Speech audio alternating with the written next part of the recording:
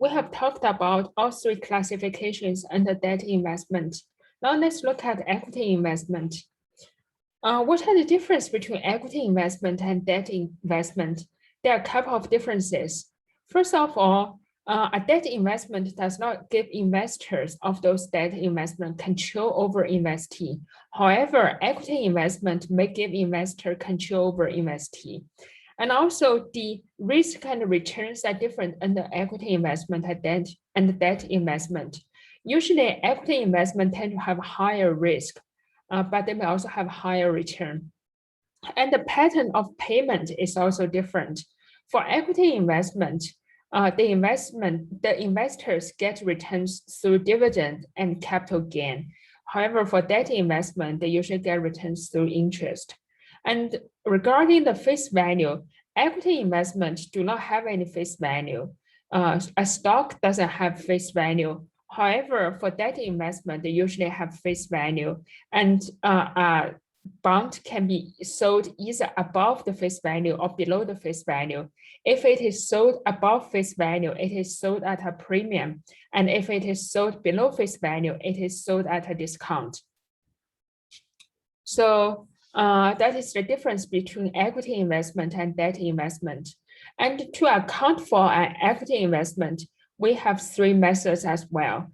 Those are fair value through net income method, equity method, and consolidation. And for this course, we're going to focus on the first method, fair value through net income method. We're also going to talk about equity method. And when you move to your advanced financial accounting, they're going to talk about equity method and more specifically, the consolidation in more detail. So how do we decide which method to use? Which method we use? It is totally dependent on the influence investor has over investee. And there can be three situations here: the degree of control, the degree of influence investor has over investee. So the degree of influence, we have significant influence.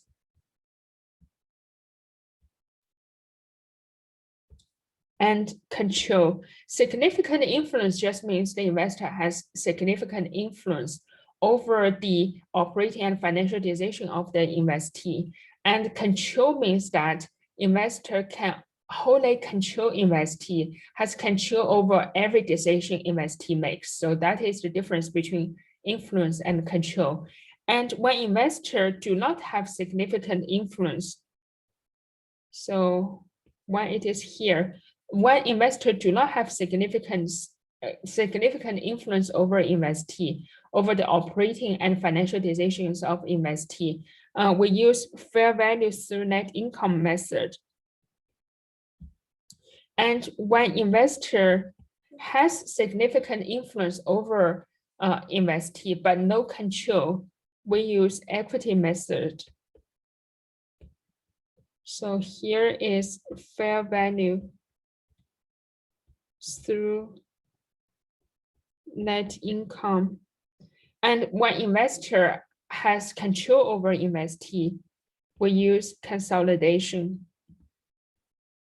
So when investor do not have significant influence over investee, that is usually, so usually when investor has less than 20% of voting stock over investee, and between significant influence and control, that is usually when investor has between 20% to 50% of voting stock of investee.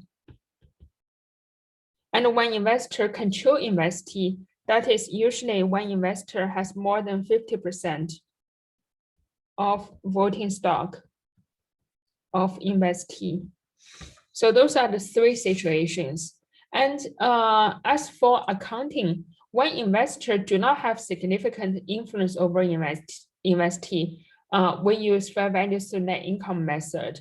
And this method is very similar to the trading security approach we just talked about for debt investment.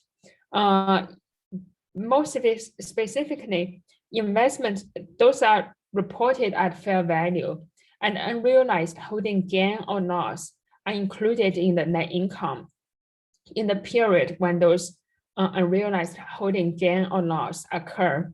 And unless fair value is not readily determinable. So we have another very small method here called cost method, but it is not the focus of this course. So we're not really touching upon it. And then the second method is the equity method. That is when investor has significant influence but no control. So